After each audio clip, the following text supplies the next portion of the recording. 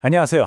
오늘 함께 살펴볼 이야기는 지금 한국 부동산 시장에서 벌어지고 있는 아주 기묘한 현상, 바로 그 역설에 대한 겁니다.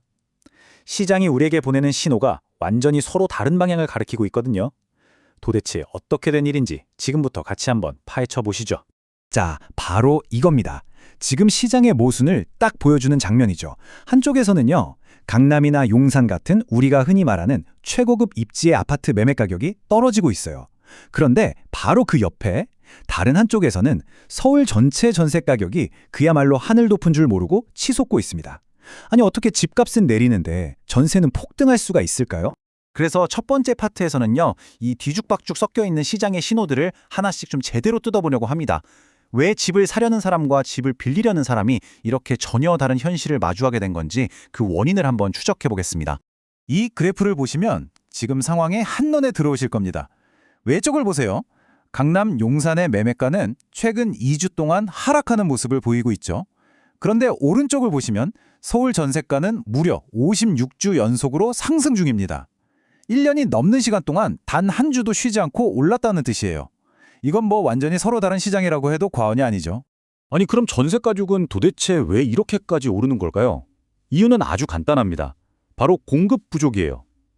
이 숫자가 그 심각성을 그대로 보여줍니다. 불과 1년 사이에 서울에서 구할 수 있는 전세 매물이 40%나 사라졌습니다. 시장에 나와 있는 집 자체가 줄어드니까 당연히 가격은 오를 수밖에 없는 거죠. 자, 이제 무엇이 벌어지고 있는지 봤으니까 왜 그런지 그 근본 원인을 파고들 차례입니다. 지금 시장을 뒤흔드는 이 모든 예측 불가능한 움직임의 배후에는요, 바로 공급 쇼크라는 거대한 문제가 자리 잡고 있습니다. 결국 현재 시장을 움직이는 가장 큰 두 개의 엔진은 바로 유동성, 그러니까 시장에 풀린 돈의 힘과 공급 제약, 즉 새로 지어지는 집이 부족한 문제, 이 두 가지로 요약할 수 있습니다. 그리고 전문가들은 이 두 가지 중에서도 앞으로 시장의 방향을 결정지을 가장 중요한 열쇠는 바로 공급이 될 거라고 보고 있습니다. 공급 문제가 얼마나 심각한 수준인지 보여주는 또 하나의 충격적인 데이터입니다.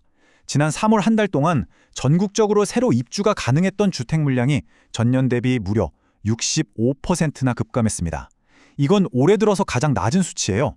공급 부족이 그냥 먼 미래 이야기가 아니라 이미 우리 눈앞의 현실이 됐다는 뜻입니다. 여기서 우리가 반드시 기억해야 할 키워드가 바로 착공절벽입니다. 말 그대로 새로 집을 짓기 시작하는 건수가 절벽에서 떨어지듯 뚝 끊겼다는 의미인데요. 이게 왜 무섭냐면요. 지금 첫 삽을 뜨지 않으면 정확히 2년에서 3년 뒤에 우리가 이사갈 새 아파트가 없어진다는 아주 직접적인 신호이기 때문입니다. 이 타임라인을 보시면 그 경로가 아주 명확하게 보입니다. 바로 올해 2024년에 착공절벽이 본격적으로 시작됐고요. 이 여파가 고스란히 반영되는 2026년에는 수도권의 신규 입주 물량이 지금보다 30%나 줄어들 것으로 예측되고 있습니다. 원인과 결과가 너무나도 뚜렷하죠. 그런데 참 아이러니하게도요, 이렇게 장기적으로는 공급 부족이라는 큰 위기가 다가오고 있는데 바로 지금 이 순간만큼은 구매자들에게 아주 잠깐의 기회가 열리고 있습니다. 이건 시장의 힘이 아니라 특정 세금 정책이 만들어낸 아주 일시적인 현상이에요. 왜 하필 지금이냐고요? 집을 여러 채 가진 다주택자들이 양도소득세 중과를 피할 수 있도록 해준 유예 기간이 곧 끝나기 때문입니다. 이 마감 시한을 앞두고 세금을 아끼려는 사람들이 급하게 매물을 내놓기 시작한 거죠. 바로 이 절세 매물들 때문에 아주 짧은 기간 동안 구매자에게 조금은 유리한 그런 시장이 열리고 있는 겁니다. 그리고 그 운명의 데드라인이 바로 5월 9일입니다. 이 날짜가 지나면 절세 매물들이 싹 들어가면서 시장의 단기적인 분위기가 또 한 번 바뀔 수 있다는 점 꼭 기억해 두셔야겠습니다. 자, 그럼 마지막으로 이렇게 복잡하고 역설적인 상황 속에서 우리가 참고해 볼 만한 전략에는 어떤 것들이 있을지 자료에서 제시하는 내용들을 중립적인 입장에서 한번 쭉 훑어보겠습니다. 자료에서 제시하는 전략은 크게 세 가지입니다. 첫째는 5월 9일 데드라인을 역이용해서 강남이나 용산 같은 핵심 지역의 급매나 경매 물건을 노리는 겁니다. 절세 매물이 쏟아지는 이 짧은 기간이 오히려 상급지에 진입할 기회가 될 수 있다는 분석이죠. 둘째는 아파트라는 틀에서 벗어나 대안을 찾는 겁니다. 앞으로 아파트 공급이 줄어들 게 뻔하니 주거 환경은 비슷하면서도 공급 제약에서 비교적 자유로운 역세권의 큰 오피스텔이 좋은 틈새 시장이 될 수 있다는 거고요. 마지막 셋째는 지역적으로 리스크를 분산하는 전략입니다.